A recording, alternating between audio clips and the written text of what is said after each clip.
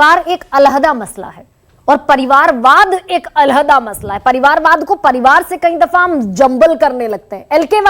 एके वाजपेयी आपकी पार्टी तो विशुद्ध परिवारवादी पार्टी है, मैं ये क्यों ना कहूं। जीतन राम मांझी की पार्टी विशुद्ध परिवारवादी पार्टी है, मैं ये क्यों ना कहूं। अकाली दल जो आपके साथ थी, दशकों तक एनडीए का हिस्सा थी, अकाली दल जो आपके साथ थे, शिवसेना जो आपके साथ थी, वो विशुद्ध परिवारवादी पार्टी। अजीत पवार जो अभी आपके साथ खड़े हैं वो विशुद्ध परिवारवादी हैं। कहां से निकली उनकी जड़ें? तो अभी तो कोई इलेक्शन कमीशन का ऐसा कोई रूल तो आया नहीं कि परिवारवादी पार्टी रजिस्टर्ड नहीं होगी या चुनाव नहीं लड़ेगी। अभी तक तो आया नहीं कोई ऐसा। समझाओ नहीं आप। मैं अक्सर आपके चेहरे पे इस बात की डिबेट की और उसमें मेरा मत जो है थोड़ा भिन्न है। और मैं उस दिन की प्रतीक्षा कर रहा हूं जब प्रधानमंत्री इसको और खोलेंगे। वैसे उन्होंने खोला हुआ है लेकिन थोड़ा और खुलना चाहिए, क्योंकि वो भ्रष्टाचार के भी खिलाफ है और परिवारवाद के भी खिलाफ है। लेकिन मैं ये चाहता हूं, जो मैं जिस दिन का इंतजार कर रहा हूं जब प्रधानमंत्री ये खोले कि भ्रष्टाचारी परिवार जो है वो लोकतंत्र के लिए कैंसर के समान। तो फिर अजीत पवार को निकालना पड़ जाएगा एके वाजपेयी। कोई बात नहीं, कोई फर्क नहीं पड़ता। अलायंस अलग है, सिद्धांत पार्टी उनका जो विजन है या उनकी सोच है वो अलग है। फिर बीएस येदियुरप्पा को भी निकालना पड़ेगा। एक से कुछ नहीं फर्क पड़ता, निकालेंगे। राज्य का इकाई खत्म हो जाएगा। लेना है बताइए ना, सम्राट चौधरी के पिताजी कौन है? डॉक्टर नवल, ये पार्टी तो ठीक करेंगे, परिवार सबका होता है। हम सबसे बड़ा सवाल में इस बात को अवॉइड करते हैं। हाँ। सवाल ये है कि लोकतंत्र में परिवारवाद की जो राजनीति लोग करते हैं उससे क्या नुकसान है। हाँ। वो सवाल ज्यादा गहरा है। नहीं, मैं तो ये पूछ रही हूँ एके वाजपेयी बड़ी जिम्मेदारी से बताइए कि परिवारवाद जब दूसरे पर निशाना साधना हो तब दंश हो जाता है और अपनी बारी में वही परिवारवाद विनेबिलिटी फैक्टर हो जाता है, जिताऊ मंत्र हो जाता है। ये डिस्क्रिमिनेटरी स्टेटस है क्या? हम इसको सब्सटेंशियल तरीके से बताना चाहते हैं। हाँ। पर प्रधानमंत्री का मन या उनका मानना ये बिल्कुल नहीं है कि खाली परिवारवाद पे अटैक। हाँ। वो भ्रष्टाचार कपल्ड विद है। प्लीज मैं जो कहना चाह रहा हूं उसको समझने की कोशिश करें। फिर तो और भी आपके लिए प्रिसाइज सवाल है मेरे पास। अगर कपल्ड विद भ्रष्टाचार है तो अजीत पवार क्यों है आपके साथ?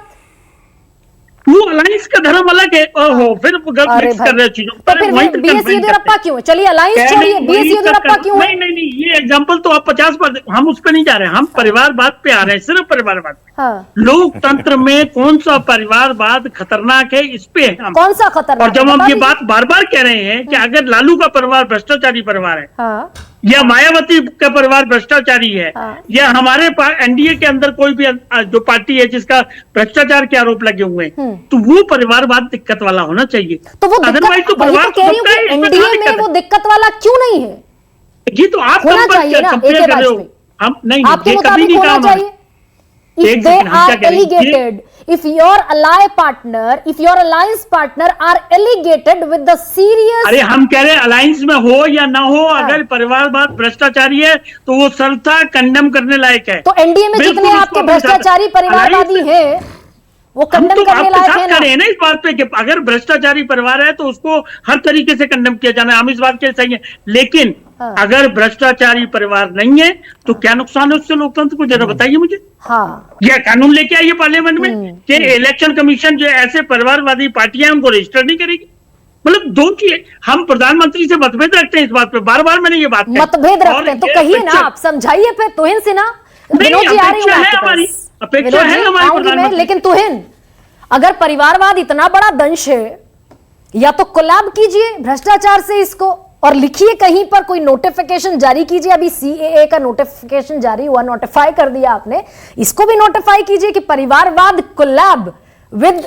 देखिए, कुछ चीजों के लिए कानून की आवश्यकता होती है, कुछ चीजों के लिए आत्म सुधार की आवश्यकता होती है। तो सिगरेट को आप बैन नहीं कर सकते ना, आप स्वच्छता के प्रति लोगों को प्रेरित कर सकती हैं। ठीक उसी तरह हम प्रेरित कर रहे हैं लोगों को कि परिवारवाद से मुक्त हो राजनीति में।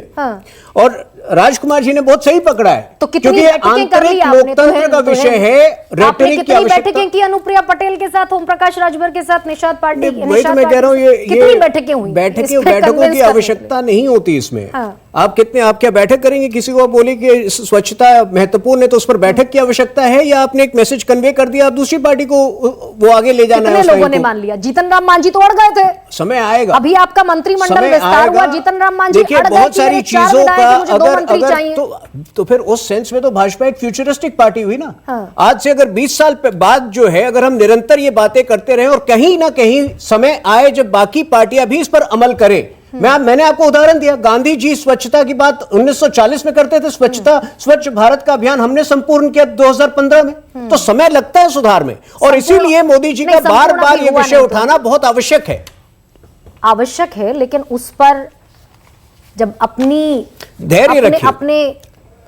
चुनने का वक्त आता है तो वो कर्म, जैसे कहते हैं ना कि एक्शन स्पीक्स। देखिए, वर्तमान में बहुत सारे प्रकरण समझ में नहीं आते, लेकिन जब आप आगे जाकर मुड़ के देखेंगे 10 वर्ष बाद, तो आपको लगेगा कि ये जो नैरेटिव प्रधानमंत्री जी बना रहे हैं परिवारवाद के विरुद्ध, वो लोकतंत्र के लिए कितना महत्वपूर्ण नहीं, वो दिखा नहीं। फारूक अब्दुल्ला के साथ फारूक अब्दुल्ला को आपने सरकार में शामिल कर लिया, महबूबा मुफ्ती के साथ आपने सरकार बना ली, जिन्हें आप भ्रष्टाचारी भी कहते थे, जिन्हें आप परिवारवादी भी कहते थे।